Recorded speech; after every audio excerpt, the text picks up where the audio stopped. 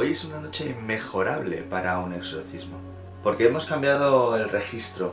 Habréis visto el último vídeo, los últimos vídeos, habréis visto cómo hemos conseguido derrotar al carnicero en un combate bastante emocionante. Y el vídeo de hoy es diferente, no va a tener un gameplay, sino que va a consistir en una serie de trucos, consejos, conocimientos adquiridos para facilitaros la vida durante estos primeros 5 años linterna de la campaña del core, del People of the Lantern, los primeros años de la campaña.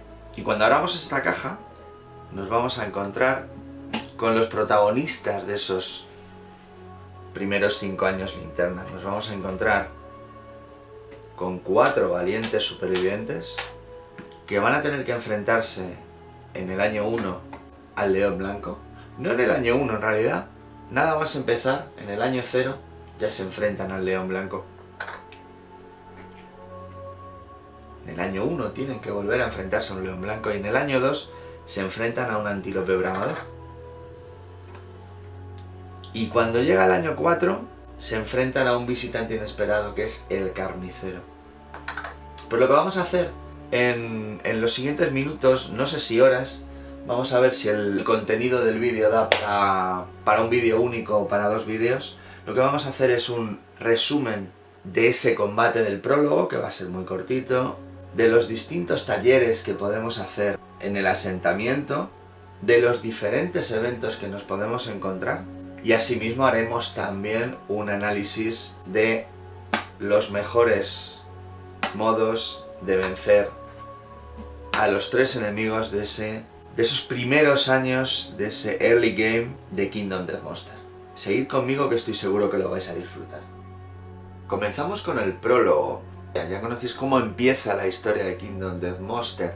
Una serie de personas completamente desconocidas entre sí, sin ningún conocimiento sobre su pasado, despiertan sin ninguna explicación con los ojos llenos de tinta seca, en la más completa oscuridad, salvo la luz de unos faroles que hay esparcidos, o unas linternas que hay esparcidas, en una planicie de caras esculpidas en piedra blanca. Y de súbito, un enorme león blanco les ataca y empieza a matarlos, a desmembrarlos, a herirlos, etc. Nuestros 4 supervivientes deciden luchar, deciden asirse a la vida y arrancan unos salientes en forma de cara de esas caras de piedra que hay en el suelo para defenderse y atacar al león.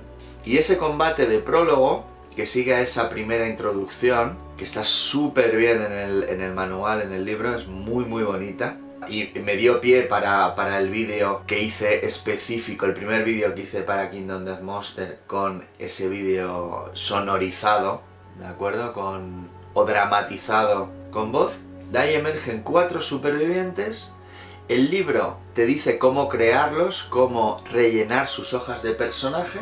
Ya sabéis, les da un punto de protección en la cintura, con esa especie de tela que les cubre la cintura. Les da un punto de supervivencia por el hecho de tener nombre. Si recordáis, hace muchos meses, cuando empezamos la campaña, yo decidí no nombrarles, si les añadía ese punto de supervivencia, claro, pero no les di un nombre hasta que llegaron al asentamiento, porque me parecía mucho más temático el no saber quiénes eran, el que fueran unos completos desconocidos.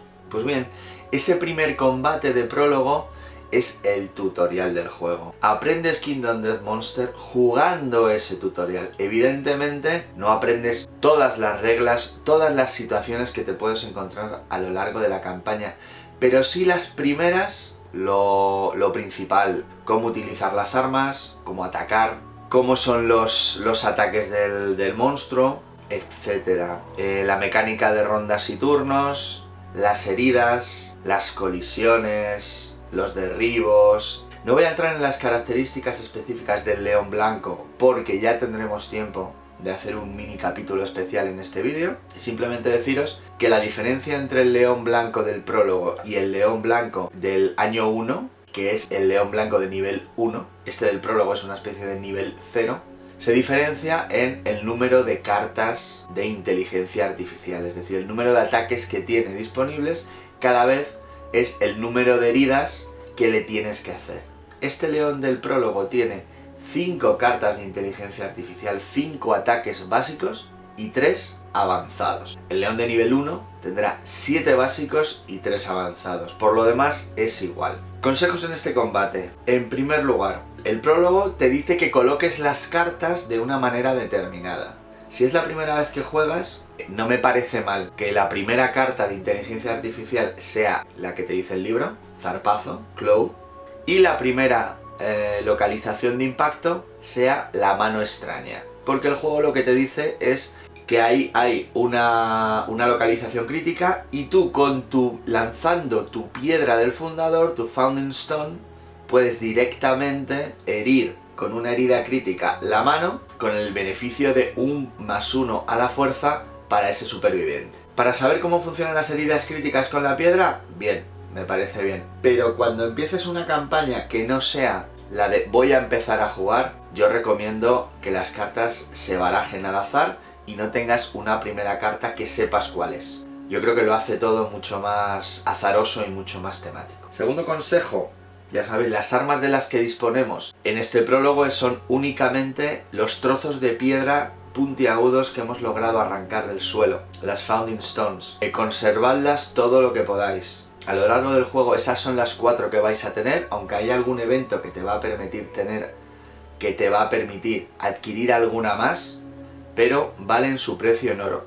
En particular, la posibilidad, veréis que muchos de los monstruos tienen una localización que se llama Death Blow, golpe mortal.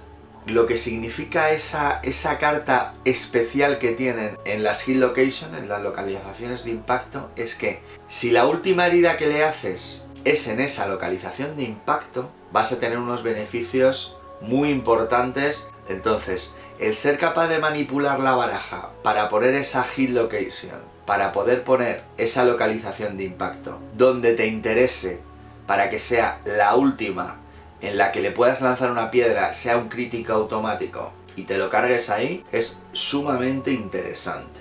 Y tercera cuestión y final, partimos con 4 supervivientes. Si nos matan uno, bueno, yo seguiría adelante, porque al final veremos que en la primera fase de asentamiento después de este combate, con 3 endeavors, con 3 esfuerzos, puedes hacerte los 3 primeros talleres o las 3 primeras localizaciones de asentamiento. Si te matan a 2 supervivientes, yo repetiría, empezaría de nuevo, no me cortaría un pelo.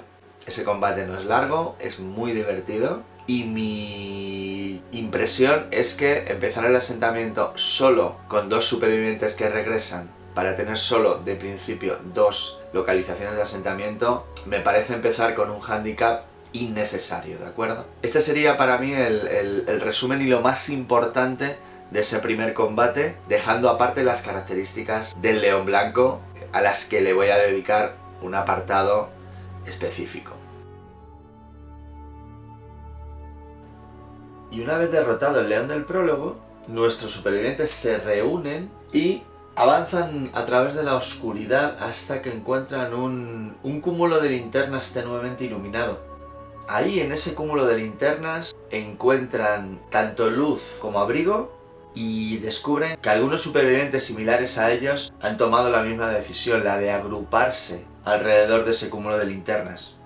Ahí es donde se decide formar el asentamiento y ahí es donde se ejecuta el primero de los eventos de la campaña, el que se llama el primer día, donde a través de una tirada de dados vamos a tener los supervivientes iniciales de nuestro asentamiento, que van a ser hasta un máximo de 10 más los supervivientes que hayan retornado o sobrevivido al primer combate.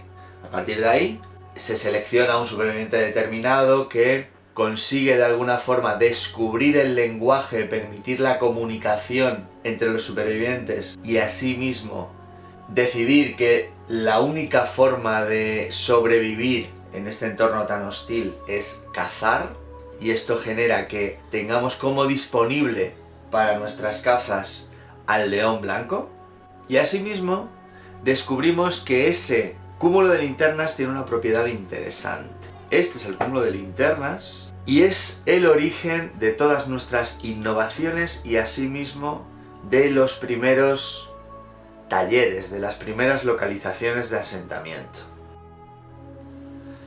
Esto que ves aquí es la causa por la que os decía que interesa comenzar la campaña después del prólogo con un mínimo de 3 supervivientes que retornan, para tener 3 endeavors, 3 esfuerzos que gastar a cambio de la construcción de los 3 talleres iniciales de nivel 1. Estas 3 localizaciones de asentamiento que es imprescindible, o yo considero imprescindible, crear al retorno de la primera caza, al retorno del prólogo, son el taller de huesos, la curtiduría, que es donde se trabajan las pieles obtenidas, y el molino de órganos. En estos 3 talleres es donde vamos a trabajar y vamos a transformar los recursos que nos va a dar cada uno de los monstruos que cacemos en armas, en el taller de huesos, en piezas de armadura, en la curtiduría y en objetos que nos pueden potenciar en el molino de órganos. Vamos a proseguir con el análisis de cada una de estas localizaciones de asentamiento. Dejamos aquí al margen el cúmulo de linternas, que es donde nos acercaremos para innovar a cambio de un esfuerzo, un hueso, un órgano y una piel. Ya hablaremos de las innovaciones en su momento. Y vamos a sacar el primero de nuestros talleres, que será el taller de huesos. Vamos a hacer una enumeración de los objetos, ya lo hicimos en capítulos anteriores cuando lo creamos, de los objetos que se pueden crear, pero en este caso nos vamos a fijar con especial énfasis en aquellos que son los más interesantes. Pues vamos a ver muy rápidamente los distintos tipos de armas y algún objeto que no es un arma como tal que nos va a dar este taller. El taller de huesos. Muy bien. Lo que decíamos, recopilando, nuestros supervivientes han llegado a una acumulación de linternas que les da luz y calor. Y ahí, pues bueno, se han organizado y han empezado a hacer talleres para sacar provecho de los recursos que el león al que han matado les da. Pues vamos a ver esas armas que podemos hacer con, claro, estamos hablando de un taller de huesos, con los huesos que le saquemos al león. Y por extensión en su momento a los monstruos que cacemos. En primer lugar tenemos la daga de hueso. Velocidad 3, una velocidad alta. Vas a tirar 3 dados, una precisión de 7 o más. Una precisión no demasiado alta, ¿de acuerdo? Acertarías o impactarías sacando 7, 8, 9 o 10. 40% de probabilidad de acierto. Y una fuerza muy bajita que es 1, ¿de acuerdo? Siguiente arma que te vas a encontrar. La daga la puedes construir a cambio de un hueso, de igual forma que la espada de hueso, que tiene un perfil ligeramente diferente. Menor velocidad, es decir, lanzas 2 dados en lugar de 3. Mayor precisión, hay un caso más de acierto, un 10% más de probabilidad de acertar, aciertas con 6 o más en lugar de con 7 o más, y mayor fuerza, que es 2 en este caso, ¿vale? 2 armas bastante estándar. Tercer arma, el hacha. Tiene un perfil muy similar al de la espada, pero con un punto más de fuerza, 3 en lugar de 2. Siguiente arma, los dardos. Los dardos son los que tienen una menor velocidad de todos estos. Un dado únicamente. Una precisión la misma que la daga, 7 o más, pero la misma fuerza, 3 que el hacha.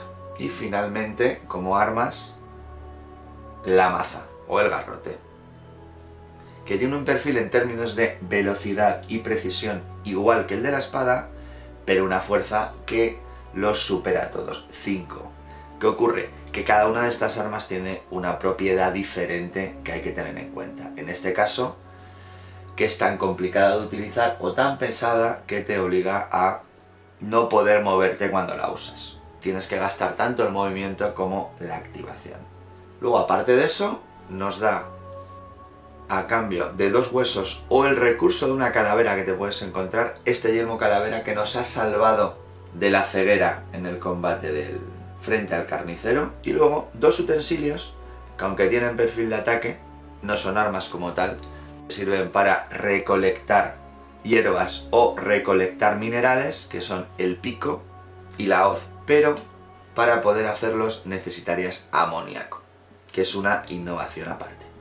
Muy bien, vamos a analizar un poquito las armas para llevaros al siguiente punto que os voy a querer explicar, que es, dejando aparte las propiedades específicas de cada una de las armas, algo que matemáticamente nos permita decidir qué arma es más adecuada en cada momento en términos de la probabilidad de impactar y de herir a un monstruo con una armadura determinada. ¿Qué problema tienen las armas de hueso? Que salvo la daga y la maza, el resto son frágiles. Eso significa que frente a una localización súper densa, se rompen. Y si se rompen, las archivas y te quedas sin ellas. La espada, el hacha, los dardos son frágiles. A primeras de cambio, en estos primeros años, no supone un gran problema. ¿Por qué? Porque, en primer lugar, el león no tiene localizaciones de impacto súper densas. Por tanto, le puedes atacar con cualquiera de estos sin temor a perder el arma. Y el carnicero y el antílope solo tienen una localización de impacto súper densa. ¿Trucos aquí? Pues o manipular la baraja para saber cuándo te vas a encontrar con esa localización súper densa que tienen y no atacarle con un arma frágil, o no atacar con un arma frágil hasta que no haya salido la localización de impacto súper densa. El primero de los métodos es muchísimo más eficiente que el segundo. Ahora me preguntaréis, ¿y con qué me interesa atacar? ¿Con una espada, con una daga, con un hacha, con los dardos? Dejando aparte las propiedades específicas de cada arma, es decir, la propiedad que te va a dar el bonus o el malus que te va a dar atacar con ese arma, voy a intentar daros una fórmula genérica, problema matemático, para que os permita deducir o para que os permita saber cuál es el arma más adecuada, o no más adecuada, pero sí la que tiene más probabilidad de ocasionar una herida.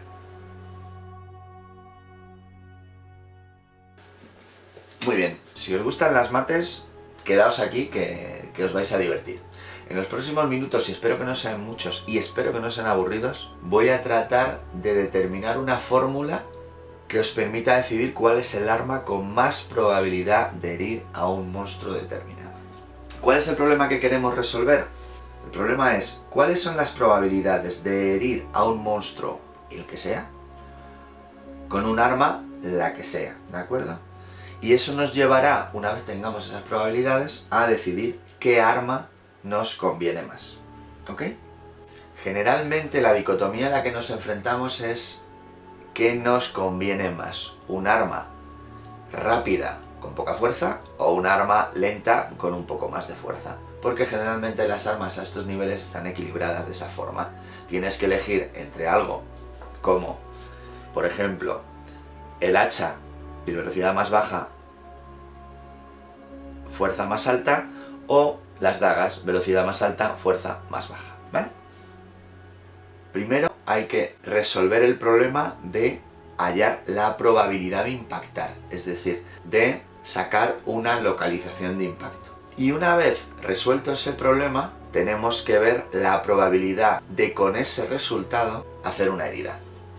Como muchos de vosotros sabéis, en probabilidad, la probabilidad de un suceso determinado es la relación entre los casos favorables, es decir, los casos en los que se da ese suceso, y el total de los casos posibles, ¿vale? Ejemplo muy tonto.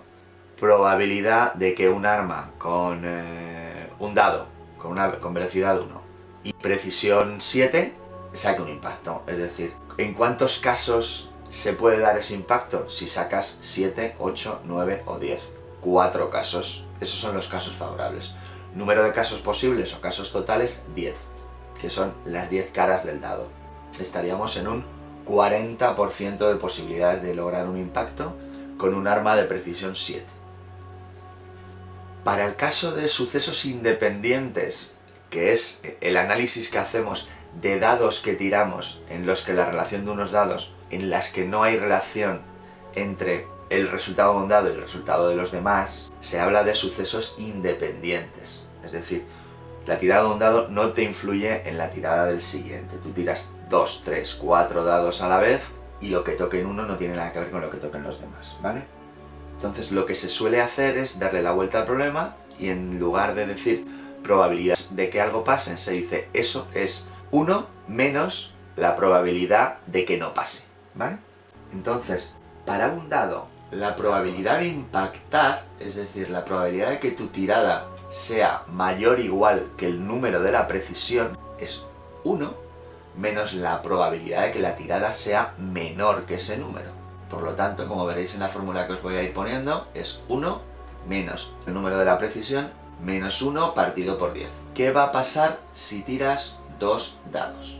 Como hemos dicho que son sucesos independientes, esto un poco os lo tenéis que creer, la probabilidad de que al menos uno de los 2 dados sea mayor o igual que el número que denota la precisión es igual 1 menos que la probabilidad de que ninguno de los dados alcance ese número. Esa última probabilidad, la probabilidad de que ninguno de los dados alcance ese número, es la multiplicación, el producto de tantas veces como dados tengas de esa probabilidad de que la tirada no sea exitosa, ¿vale? Esto es porque los sucesos son independientes y nos da, pues, esa fórmula generalizada que tenéis ahí. 1 menos esa probabilidad elevado a el número de dados. Aplicación práctica. Tenemos una daga. La daga tiene precisión 7, ¿vale? Por tanto acierta con 7 o más. Falla con 6 o menos. La probabilidad de fallo de cada una de las tiradas, de cada uno de los dados, es del 60%. Los casos posibles, 1, 2, 3, 4, 5 y 6. 6 casos sobre 10. Para 3 dados, ¿qué es la velocidad? Ese 0,6 elevado al cubo, elevado a 3. Restamos eso a 1 y tenemos 0,784. 0,784. Es decir, la probabilidad de lograr al menos un impacto con la daga es de el 78,4%, casi el 80%.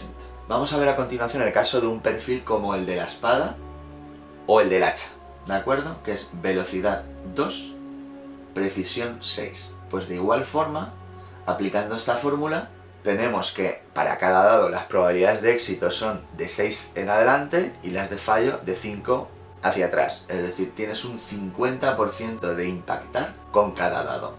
Por lo tanto, tenemos 1 menos esa probabilidad al cuadrado. Al cuadrado, es decir, elevado a 2, que es el número de dados que tiras. 1 menos 0,25 es 0,75. Por tanto, la probabilidad de impactar con una espada es del 75% clavado.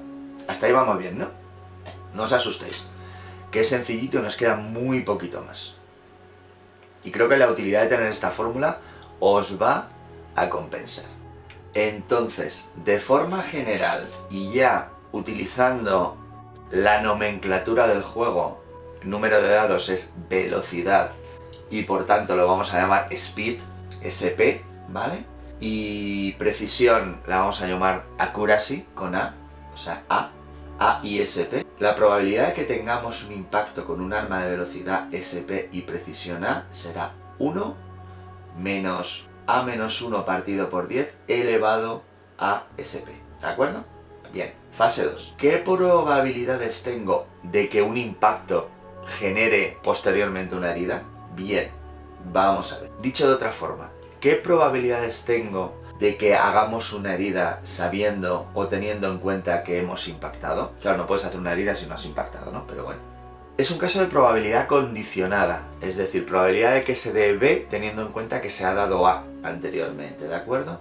Pero lo bueno de esto es que son sucesos independientes, porque por un lado está la tirada para impactar y luego, independientemente de ella no tiene ningún impacto en la tirada para herir, ¿de acuerdo? Que es frente a la dureza del monstruo, la toughness del monstruo, que vamos a llamar T, la armadura del monstruo básicamente, ¿de acuerdo? Entonces esto también digamos que os lo creéis, La probabilidad condicionada de que se dé B, teniendo en cuenta que se ha dado previamente A, es el producto de las dos probabilidades. Probabilidad del impacto por probabilidad de herir. La probabilidad del impacto es lo que hemos sacado anteriormente, ¿de acuerdo? Ahora, para sacar la probabilidad de herida después de ese impacto es un caso mucho más sencillo porque tiramos únicamente un dado frente a la localización de impacto. ¿Qué armadura tienen los monstruos en estos primeros años? Pues el león y el antílope tienen 8 de toughness de armadura y el carnicero tiene 9, ¿vale?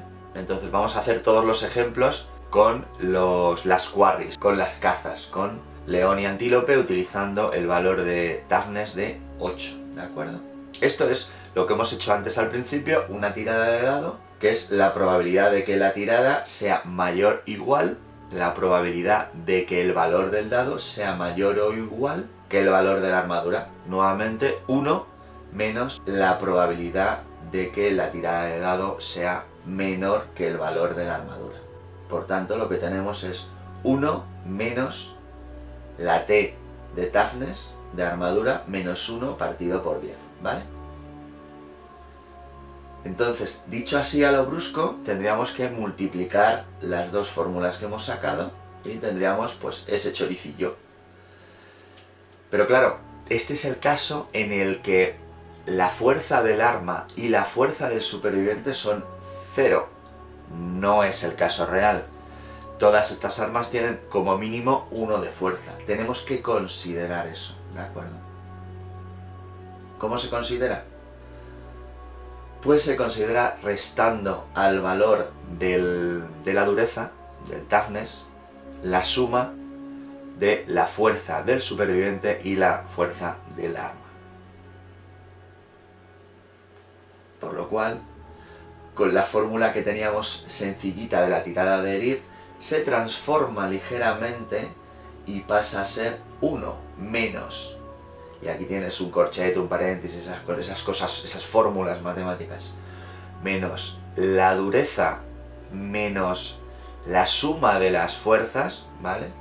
Vamos a denominar SS a la fuerza del superviviente, la strength del superviviente, y SW, ese weapon, la fuerza del arma, menos 1 partido por 10, ¿vale? Y con esto, con esta fórmula general que veis aquí, vamos a trabajar y vamos a particularizar para las distintas armas de este taller de huesos, ¿de acuerdo? Recordemos, ¿qué probabilidad de impactar tenía la daga? Un 78,4%, 0,784.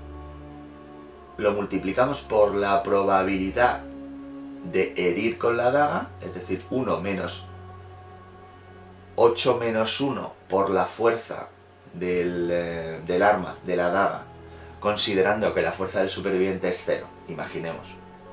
Menos 1 partido por 10 nos daría 0,3136, es decir, un 31,36% de herir. Una de cada 3, prácticamente, ¿vale? Si nuestro superviviente, por ejemplo, por haber escogido el principio de supervivencia del más apto, tiene fuerza 1, las cosas mejoran ligeramente. Tendríamos el 0,784 por 1 menos 8 menos 2 menos 1, es decir, 0,5. El producto sería de 0,392. Estaríamos hablando ya de que pasamos de un 31% a un 39%. Mayor posibilidad. Según vayamos avanzando o incrementando la fuerza de nuestro superviviente, pues ese porcentaje subirá del 40% y podrá llegar más alto con un tope que es siempre el 78,4% de la propia daga, ¿de acuerdo? Para una espada lo mismo, pero sustituyendo el 784 por el 75, 0,75. De igual manera, como la fuerza en lugar de 1 es 2 para el arma, tendríamos un producto de 0,375, un 37,5% de herir con la espada. Y con la espada y un superviviente de fuerza 1 tendríamos, pues eso, un 45%. Como podéis ver, ahora mismo la espada es más conveniente que la daga. Dejando aparte las propiedades de cada una y teniendo en cuenta únicamente los números, ¿vale? Los raw numbers. El hacha, exactamente el mismo perfil que la espada, por tanto, el mismo perfil de impacto que la espada, por tanto 0,75 por, y ahora utilizas los valores de fuerza de weapon, fuerza de arma de 3 y nos da un 45%. Es decir, tienes las mismas probabilidades de herir con la espada con un superviviente de fuerza 1 que con el hacha con un superviviente de fuerza 0, ¿vale? Y si el superviviente tuviera fuerza 1, la cuenta nos da un 52,5% de posibilidades, ¿vale? Por lo tanto, el hacha es un pedazo de pepino. Pasamos al siguiente. Estamos hablando de la maza. La maza tiene un valor de fuerza brutal. El problema es que tiene, pues, el problema que tiene es la dificultad de su uso. El perfil de ataque o de impacto es el mismo que el de espada y hacha, por tanto, esa mayoración siempre va a ser 0,75. E introduciendo el valor de fuerza 5 para el arma nos da un valor de 0,6, es decir, un 60% de posibilidades de herir con la maza. Y con un superviviente de fuerza 1 subimos a un 67,5%. ¿Qué ocurre con los dardos? Que es un arma muy interesante y, como ya sabéis si habéis visto mis vídeos de gameplay, es la que me está dando los mayores éxitos en la campaña. Hemos hecho de la necesidad virtud, ¿vale? El perfil de los dardos es muy particular porque tiene velocidad 1, es decir, la speed es 1, la accuracy es 7. Por lo tanto, la probabilidad de impacto es un 0,4. Eso nos pone un top, una gorra, digamos, un cap bastante exigente o bastante bajito. No podríamos superar ese 40% de posibilidades independientemente de la fuerza que tuviésemos en arma o superviviente. Entonces, si lo veis en desnudo con los dardos, con un superviviente de fuerza 0, la probabilidad de acertar sería del 24%, que es bastante poco. Lo que ocurre es que, claro, ya sabéis, es la diferencia entre tener un arma de alcance 6 y tener un arma de melee, las ventajas que te da el alcance. Para el caso de un superviviente de fuerza 1, 0,4 por 0,7 sería un 28%. Siempre el máximo va a ser un 0,4%. Pero, aplicación práctica a nuestra campaña. Si sumamos o si adicionamos al grid de nuestro superviviente los pendientes de hueso, con la desventaja de que dejas de tener armadura, ese superviviente gana un +2 de fuerza y un +2 de velocidad. Entonces las cosas cambian mucho, porque el perfil de ataque pasa a ser con velocidad 3, precisión 7, por tanto es el perfil de impacto de la daga. El cap este que hemos dicho pasa a ser 0,784 frente a 0,4, mejora mucho. Y con un superviviente que tenga fuerza 0 de mano con los pendientes y a fuerza 2, pasarías a tener un 62,7% de posibilidades de herir, que es una absoluta barbaridad. Es el mejor de los perfiles hasta ahora.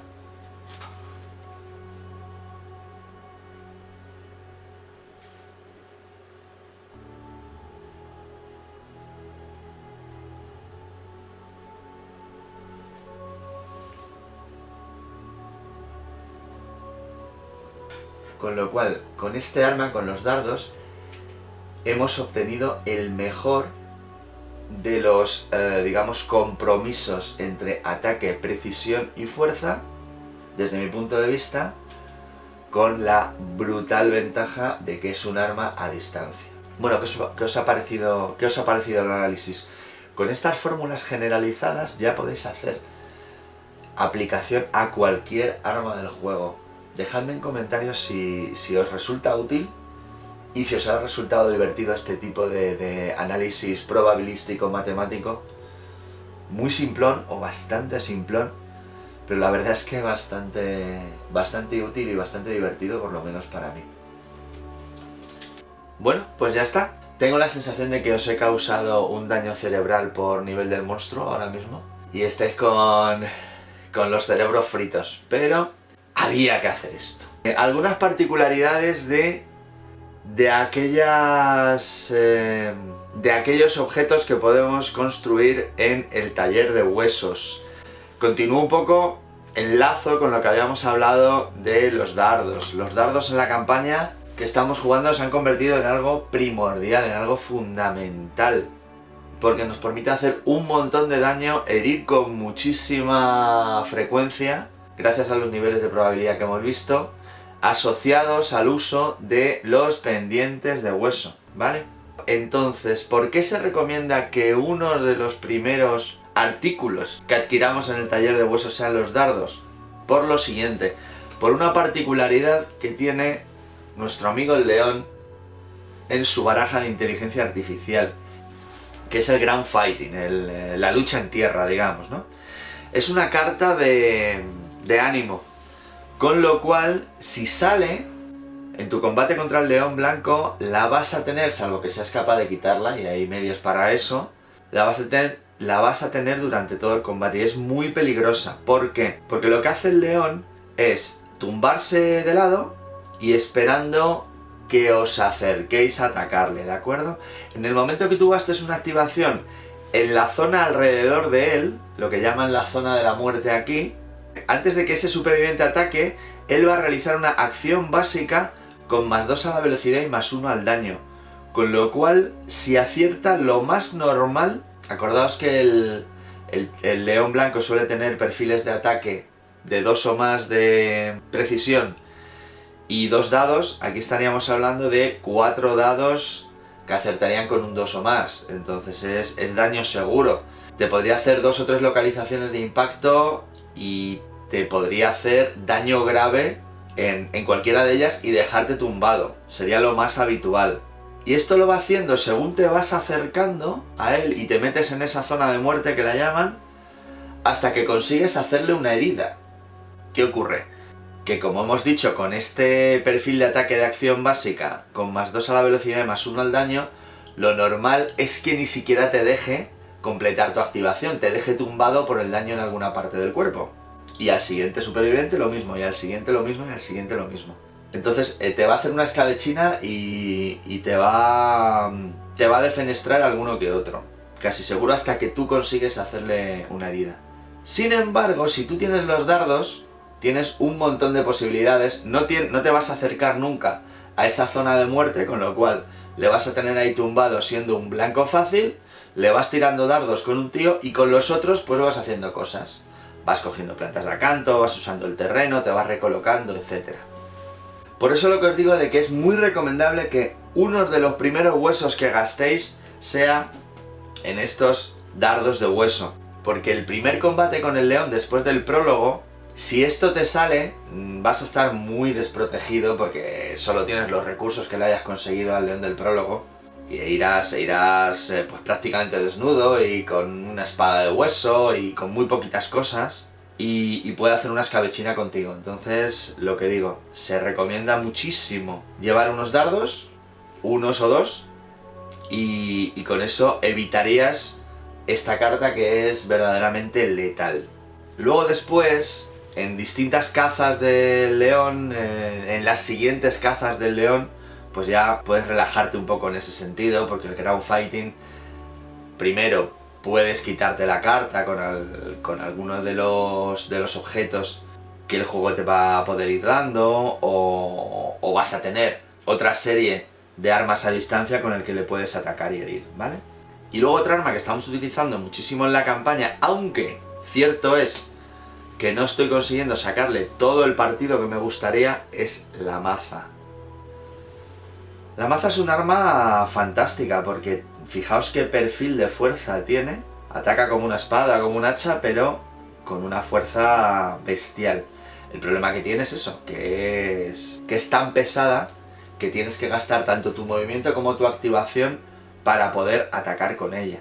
Luego, evidentemente, también es cierto que a lo largo de la campaña, según vas innovando, por ejemplo el dash, pues ya vas a poder moverte y atacar, ¿vale? A cambio de una supervivencia. Y entonces esta palabra de cumbersome, pues la estás mitigando, ¿vale? Un gran método para utilizar, o una gran recomendación para utilizar esta maza de hueso, que además recordemos no es frágil, utilizarla con tu tanque.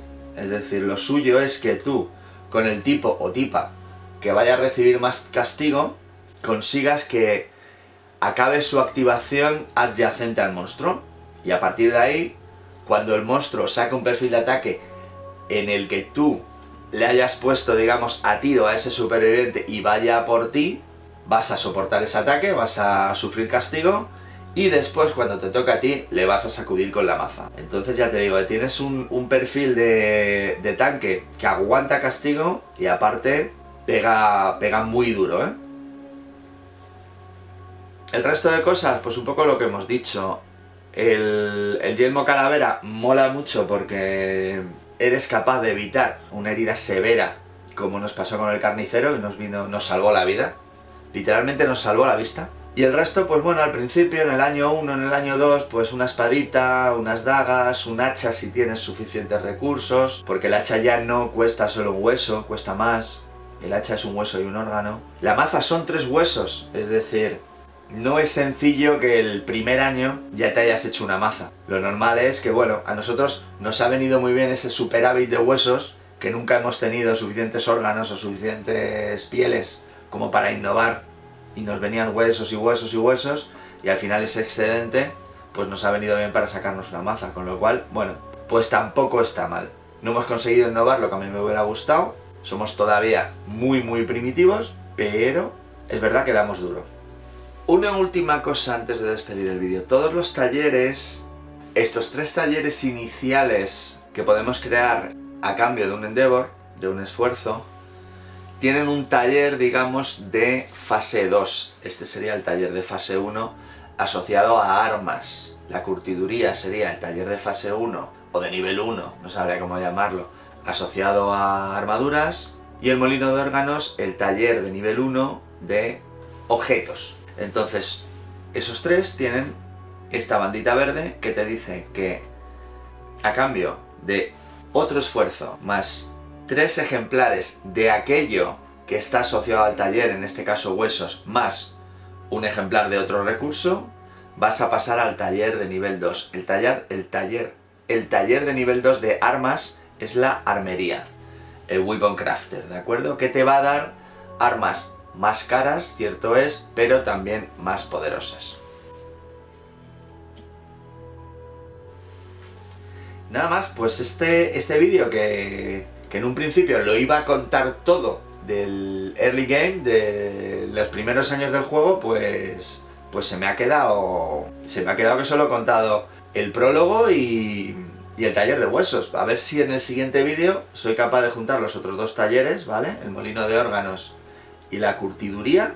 Y en el siguiente vídeo, pues soy capaz de meter los 3 enemigos, los perfiles de los 3 enemigos, y vamos viendo, pues eso, las cartas más relevantes y el modo de minimizar sus ataques. Así que os dejo hasta el próximo vídeo, que ya no sé si será una continuación de este o será la continuación de la campaña People of the Lantern, que nos queda volver al asentamiento después de la visita del carnicero. Así que nada, chicos y chicas, un abrazo muy fuerte y hasta el próximo vídeo.